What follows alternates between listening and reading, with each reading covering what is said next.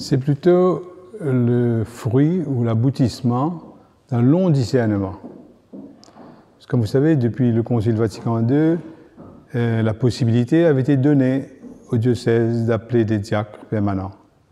Mais ici, dans le diocèse de Villecardinal Margéo, l'accent était mis sur la formation des laïcs. Et comme vous savez, j'ai continué sur cette lancée.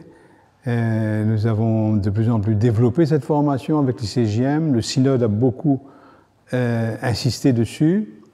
Alors, comme si c'était difficile de faire les deux en même temps. Ce n'était pas trop dans notre vision. Mais en même temps, des voix se sont exprimées disant pourquoi pas, c'est une possibilité, pourquoi vous n'explorez pas. Et alors, à ce moment-là, je me suis renseigné un peu. J'ai été voir qu'est-ce qui se faisait dans différents diocèses. Et il y avait beaucoup de différents types de manières de faire. Alors, heureusement que je suis tombé sur le diocèse d'Angers, qui avait beaucoup travaillé la question.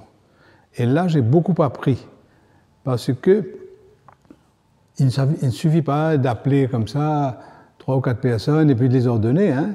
Il faut savoir exactement quel est le processus de discernement avant qu'on aille trouver quelqu'un et lui proposer cela.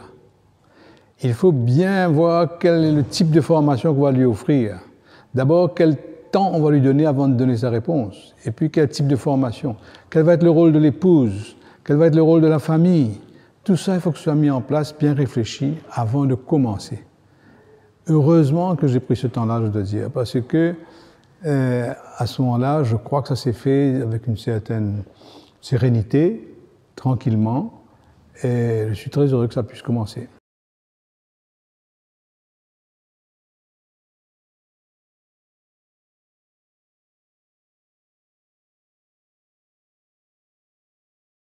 Ben, vous savez, il n'y a pas de critères comme si absolus, fixes, comme dans un job spécialisé dans une entreprise. C'est plutôt, est-ce que cette personne a la capacité de s'engager pour la vie dans un service d'église?